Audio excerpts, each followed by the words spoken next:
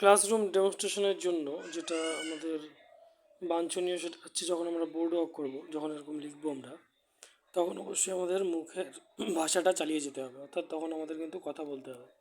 তখন যদি আমরা কথা ঠিক করে না বলি তাহলে কিন্তু সেই সঠিকভাবে ডেমনস্ট্রেশনটা হবে না।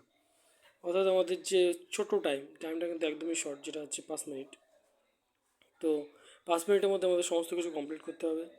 ইনস্ট্রাকশন, পূর্ব পাঠের বিষয়গুলো আলোচনা, নতুন কিছু শেখানো, তাদেরকে প্রশ্ন করা, তাদের থেকে প্রশ্ন ফিডব্যাক নেওয়া, তাদের দিয়ে প্রশ্ন করানো এবং তাদের অ্যাক্টিভলি ইনভলভ রাখা, সমস্ত কিছু করা। এবং ক্লাস শেষে যখন বেরিয়ে যাবে শিক্ষক, তখন সেটা তাদেরকে প্রপারলি বলা এবং হোমওয়ার্ক যদি হয় সেটা দেওয়া। এই সমস্ত কিছু কিন্তু ক্লাসরুম ডেমনস্ট্রেশনের মধ্যে সমস্ত কিছু পড়ছে। তো এটা কিন্তু পুরোপুরিভাবে মাথায় রাখতে হয়, যেটা আমি ইউটিউব দেখে যেটা শিখতে পারলাম।